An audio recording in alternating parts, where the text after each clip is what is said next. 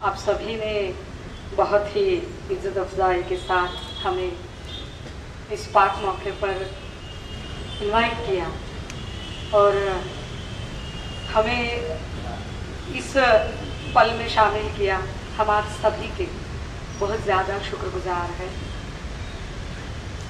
इस्लाम का इतना कुछ ज़्यादा इल्म तो है नहीं मुझे, पर कुछ कुछ चीज़ें समझने की कोशिश करती हूँ। कुछ दिन पहले चैत्र नवमी के अवसर पर एक आरती का फोटो था, तो ट्रोलर शुरू हो गए, अरे ताई आप तो ऐसी, आप तो वैसी, आप तो आरती करने लगी। तो हमने कहा अरे भाई, हम फुले शाहू अम्बेडकर जब मानते हैं तो फुले जी निर्मिक की बात कहते हैं कि कोई तो है जो ये सारा क्रिएशन कर रहा है, जिसने आप सबको बनाया है। मैं भी तो उसी की आजमाइश हूँ। और यहाँ का सब सफर खत्म होने के बाद जो हश्र आपका है, वही भी तो अंजाम मेरा भी है। इसमें कुछ फर्क तो है नहीं। ऐसे कुछ नहीं कि जिसने भी सफर का टिकट निकाला है, जहाँ कहीं से निकाला है, उसे एक मकाम पर उतरना ही उतरना है। किसी का भी सफर यहाँ बेमकाम नहीं है, हर किसी का एक मकाम तय है। बस उस सफर में हम सफर को परेशानी ना हो, उसे दुख दर्द ना हो, इस तरह से बस अपना काम करते जाना है।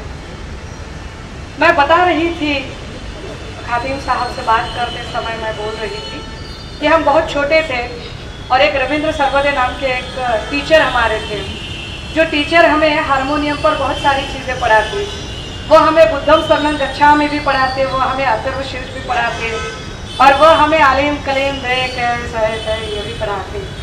और उनसे पढ़ते पढ़ते हम ये भी फिर पढ़ने लगे, बिस्मिल्लाहिर्रहमानिर्रहीम अलहम्दुलिल्लाहिर्रहमानिर्रहीम ला इलाहा इल्लल्लाह मुहम्मद या रसूलुल्लाह। उसके आयातें, कुछ कुछ जुमले, कुछ कुछ चीज़ें समझने की कोशिश करने लगे।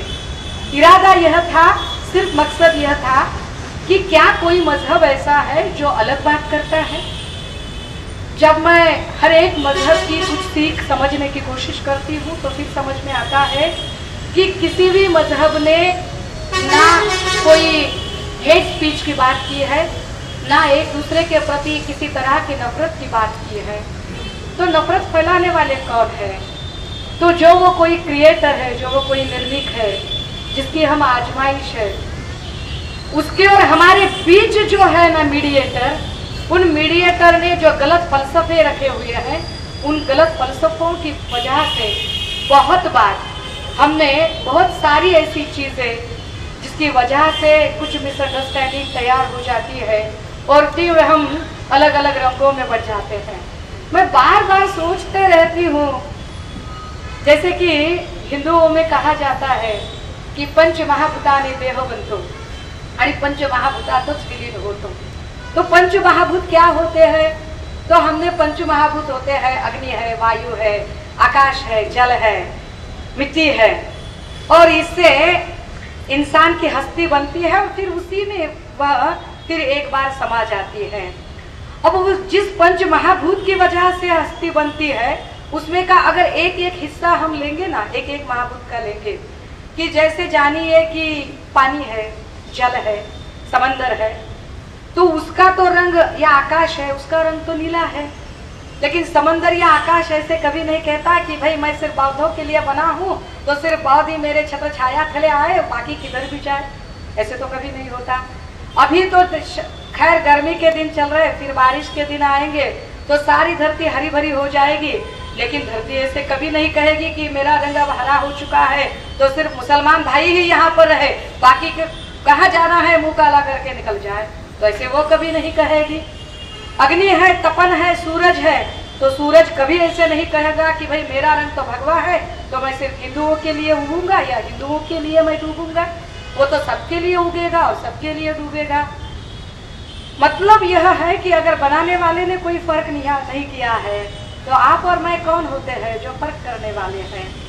मुझे और एक चीज समझ में नहीं आती कि इस्लाम में जो 5 फर्ज कहे गए थे, जिसमें एक फर्ज कहा था कि सच्चा मुसलमान वो होता है जो दिन की 5 वक्त की नमाज अदा करता है, जो रमज़ान के पाक महीने में रोज़े रखता है, जो ज़िंदगी में एक बार तो हज को जाने का इरादा रखता है, जो अपनी कमाई का कम से कम 2% तो ज़कात में देता है, और जो इस बात में इल्म रखता है कि एक ना एक दिन तो क़यामत आनी है, उस दिन अल्लाह ताला के सामने मेरी गर्दन शर्मिंदगी से झुकनी न चाहिए, इसके लिए मुझे जो है वो पूरी ज़िंदगी अपने ईमान से बसर करनी है। तो ये जो पांचों हक है, इन पांचों हकों में मुझे और एक चीज़ समझ में आ गई कि शुक्र का बहुत बड़ा बहुत ही महत्व है। तो मेरी समझ में नहीं आता कि अरे यार बार बार शुक्रिया क्यों कहेगा। मैं जब स्पीच देती तो मेरा भाषण खत्म करते मैं बोलती मी कोणाचे आभार मानणार नहीं, मी माफी मांगणार नहीं। तो मुझे लगता कि अरे मैं बहुत सिंघम हूँ, मैं आभार वगैरह मैं शुक्र वगैरह नहीं कर रही हूँ। लेकिन शुक्र के बारे में, शुक्राना के बारे में मैंने जो पढ़ा वो बहुत अहम है और मुझे वो आपके साथ शेयर करने में ज़्यादा खुशी होगी।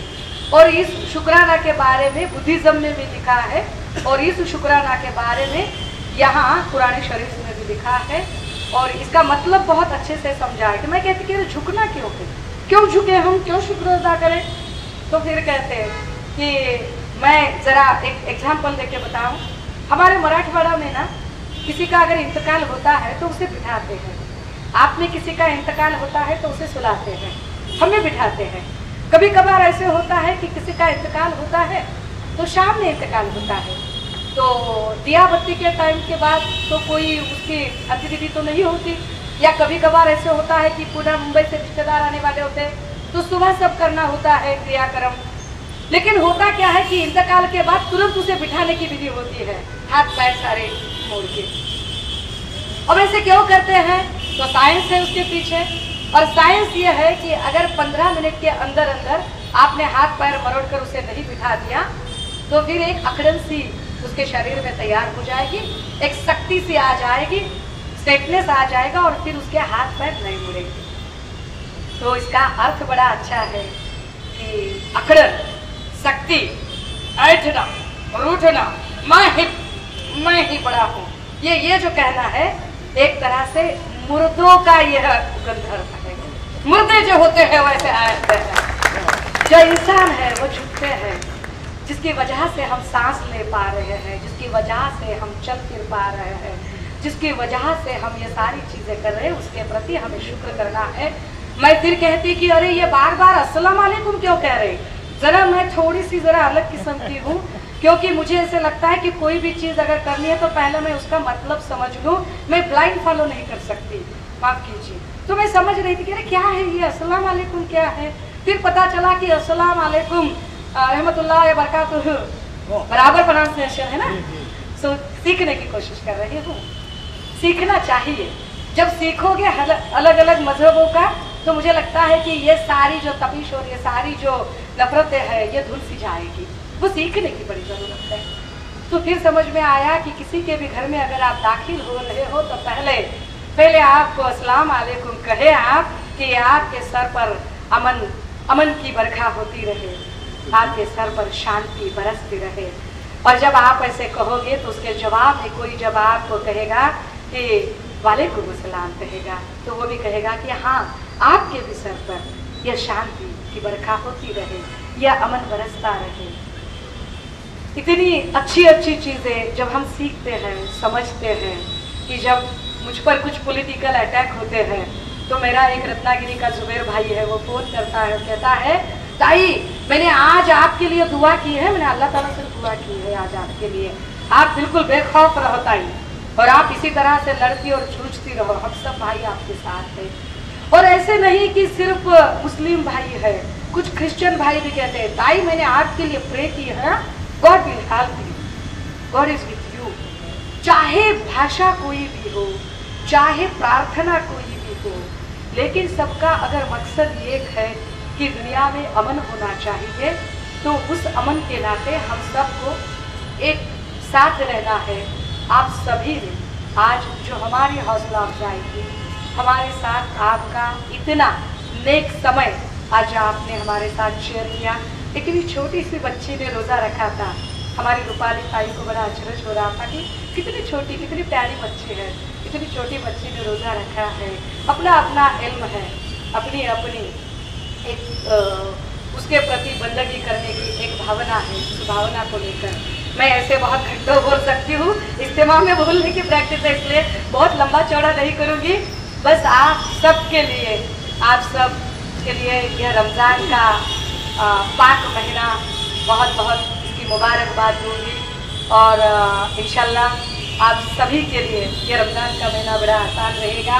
चाहूँगी कि आज आपके साथ हम यहाँ पर, हाँ और एक बात रह गई, मैं ना एक बार बड़े रोज़े रखने की कोशिश की थी, अरे रखनी चाहिए, अब अपने को आना चाहिए, लेकिन मुझे नमाज के जुमले ही नहीं आते थे।